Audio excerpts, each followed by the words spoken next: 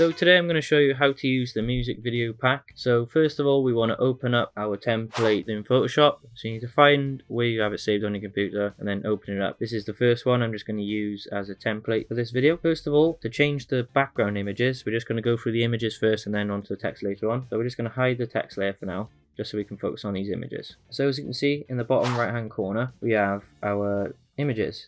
So this is a smart object, so we'll be able to replace the image inside. So we're going to double click on this, and then this should open the image that you're going to replace. So you need to find an image that you want to use. So I've just got one here of an artist I shot a music video for a couple of weeks back. I'm going to Control C and then head over to this layer then, and Control V. So paste it in, and then all I'm going to do is Command S to save. You should know it's saved because down in the right corner here you should see the save. Once that's done, you know you've done it right. Go back to the template, and then as you can see, this should change to what you want. If you're not happy with the placement of it, you can change it, so don't worry. On the smart object layer, Command and T, resize as we can.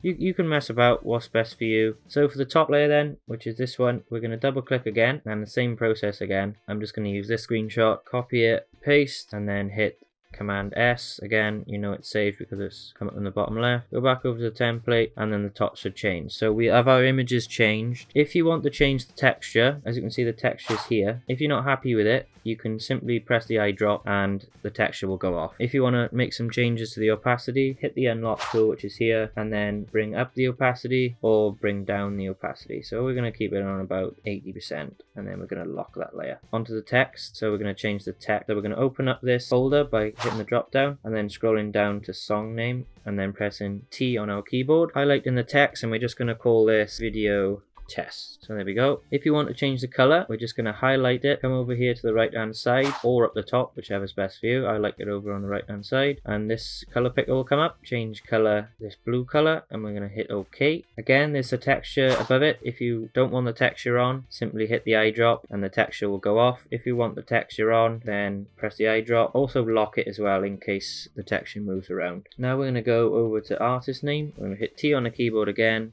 and we're going to put test name and change this to test name. There we go. So now we have our template. That's all the hard work done. Save this and then import it into Premiere. So I'm going to show you how to do that now. So we're going to go over to File, Save As. Now we're going to save this on our computer. Save it, and I'm going to call it template 1. Click OK.